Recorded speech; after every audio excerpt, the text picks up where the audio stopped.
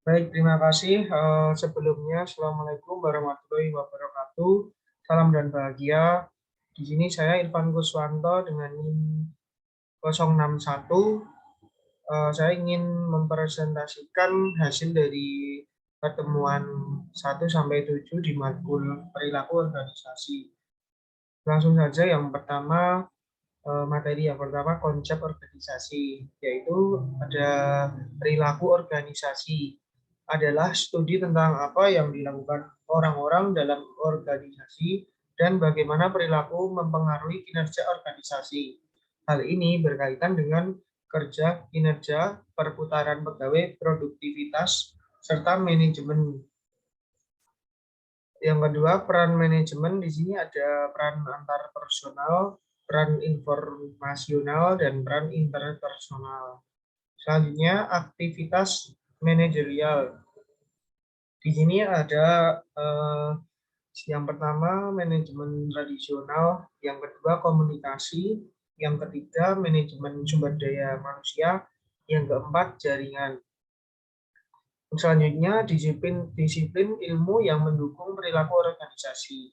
Yang pertama yaitu psikologi, yang kedua psikologi sosial, yang ketiga sosiologi, yang keempat antropologi.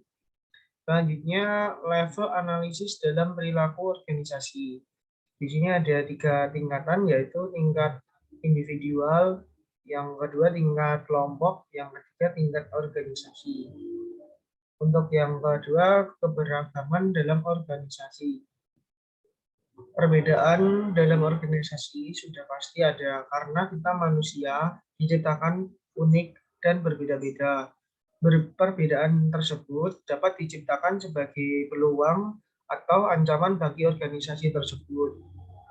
Di sini ada beberapa ini. Yang pertama, dunia kerja. Di sini dunia kerja itu ada ini beberapa arti, yaitu yang pertama tanggung jawab atau responsibility, yang kedua fleksibilitas, yang ketiga keterampilan, yang keempat komunikasi, yang kelima pandangan diri, yang keenam kesehatan dan keselamatan kerja. Selanjutnya karakteristik biografis, yaitu yang pertama umur, yang kedua jenis kelamin, yang ketiga orientasi seksual, dan gender, ras, dan etnis. Selanjutnya disabilitas, agama, masa bekerja, identitas budaya. Selanjutnya kemampuan adalah kapasitas seorang individu untuk melakukan beragam tugas dalam suatu pekerjaan. Di sini ada 2, yaitu kemampuan intelektual dan kemampuan fisik. Selanjutnya manajemen keragaman, yaitu adalah manajer bertugas untuk memberikan pengarahan kepada pekerja agar sadar dan sensitif terhadap kebutuhan dan perbedaan yang lain. Baik, di sini selanjutnya saya akan mempresentasikan materi dari kelompok 3 dan sampai 4, yaitu sikap dan kepuasan kerja. Di sini sikap adalah pernyataan-pernyataan evaluatif, baik yang diinginkan atau yang tidak diinginkan, mengenai objek, orang, atau peristiwa. Di sini ada 3 komponen sikap. Yang pertama yaitu kognitif. Sikap adalah segmen pendapat atau opini, keyakinan dari sikap. Yang kedua, afektif adalah segmen emosional atau perasaan dari sikap. Yang ketiga, perilaku adalah niat untuk berperilaku dalam cara tertentu terhadap seseorang atau sesuatu. Selanjutnya, di sini apakah perilaku selalu mengikuti sikap, yaitu variabel atau bisa mengikuti dan bisa tidak mengikuti. Yang kedua, teori persepsi diri.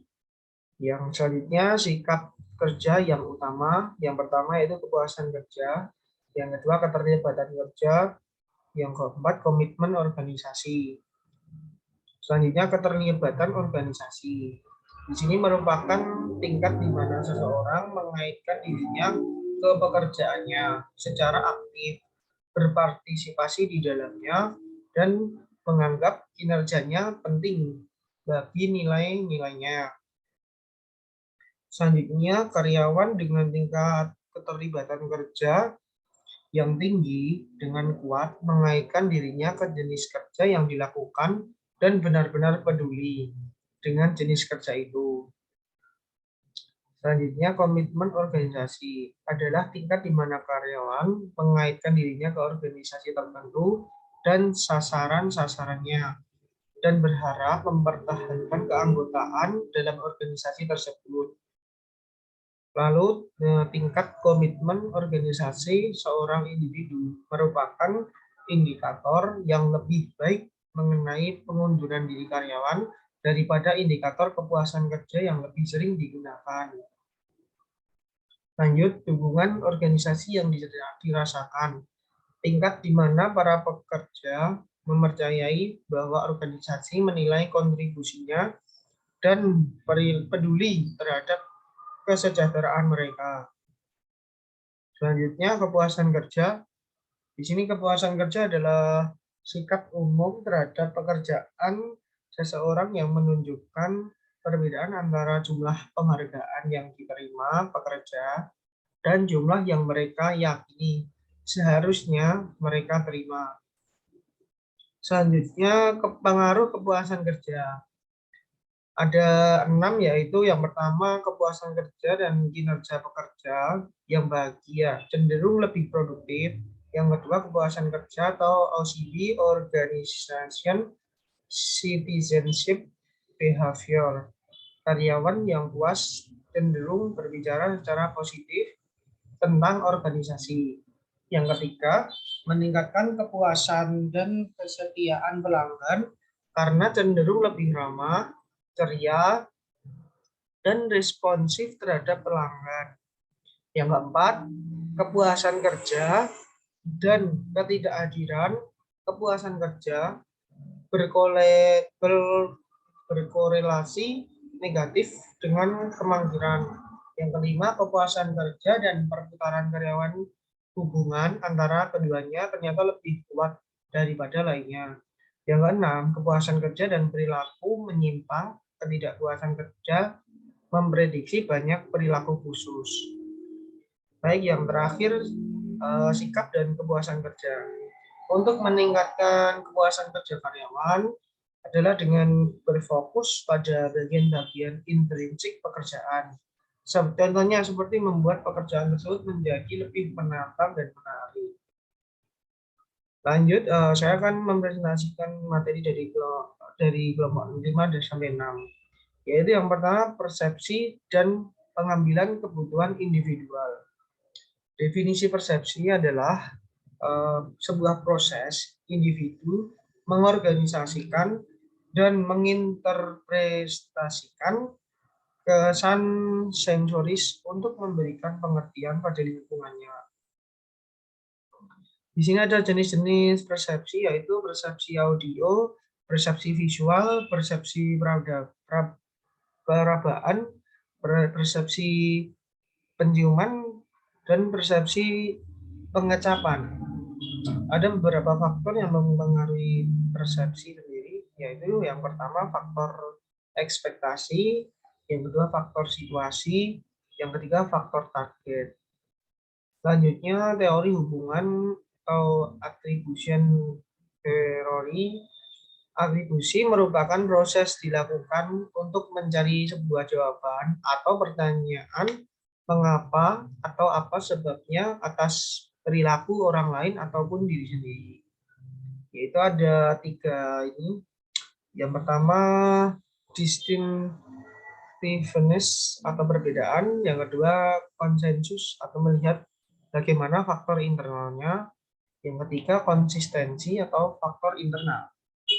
Selanjutnya, jalan pintas yang sering digunakan dalam menilai individu lain, yaitu yang pertama persepsi selektif, yang kedua efek halo, yang ketiga efek kontras, yang keempat proyeksi, yang kelima pembentukan stereotip.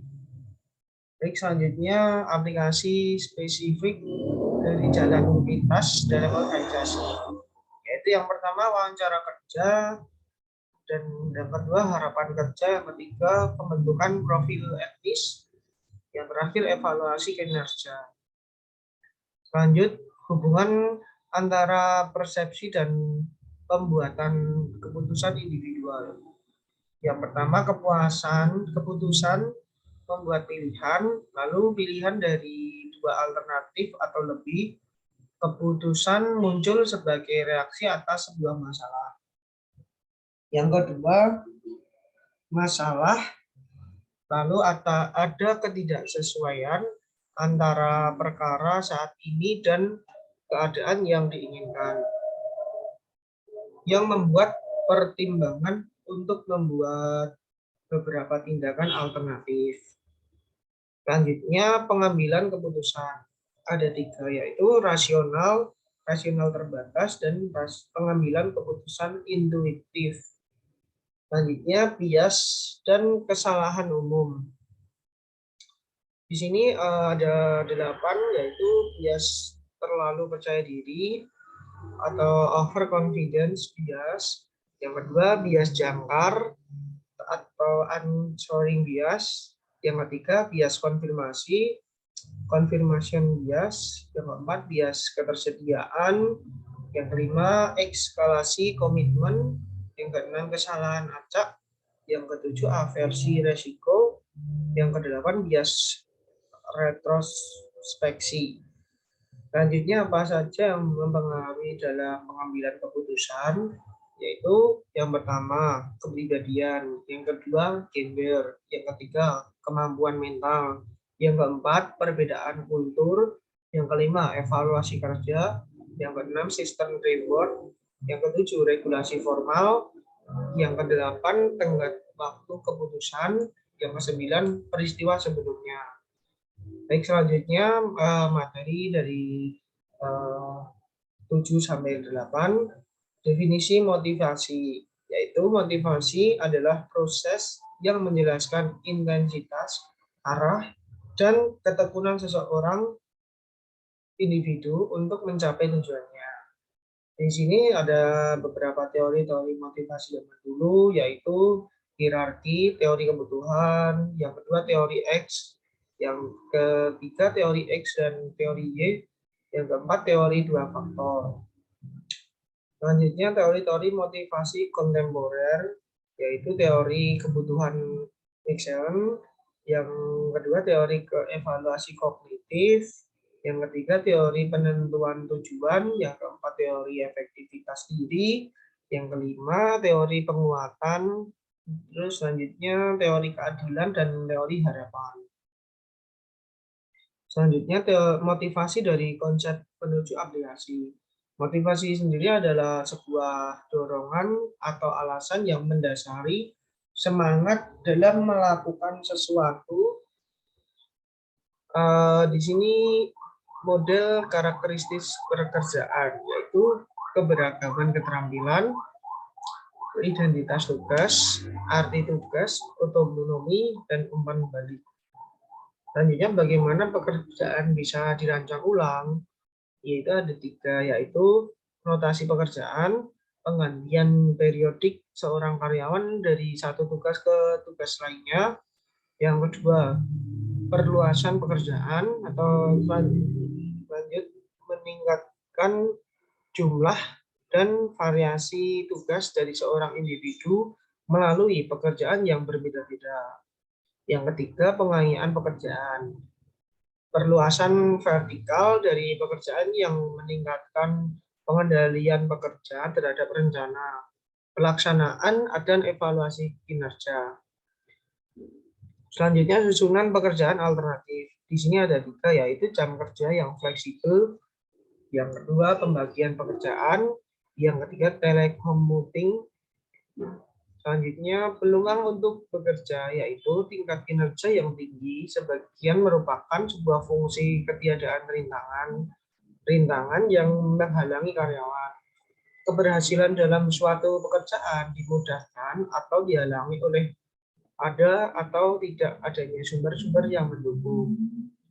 Selanjutnya, keterlibatan karyawan. Keterlibatan karyawan adalah sebuah proses partisipatif yang menggunakan masukan karyawan untuk meningkatkan komitmen demi mencapai keberhasilan organisasi. Contoh dari program keterlibatan karyawan adalah manajemen partisipatif dan partisipasi representatif, yang terakhir lingkaran kualitas. Baik, mungkin itu saja materi yang dapat saya sampaikan. Kurang lebihnya mohon maaf. Wassalamualaikum warahmatullahi wabarakatuh. Salam dan bahagia.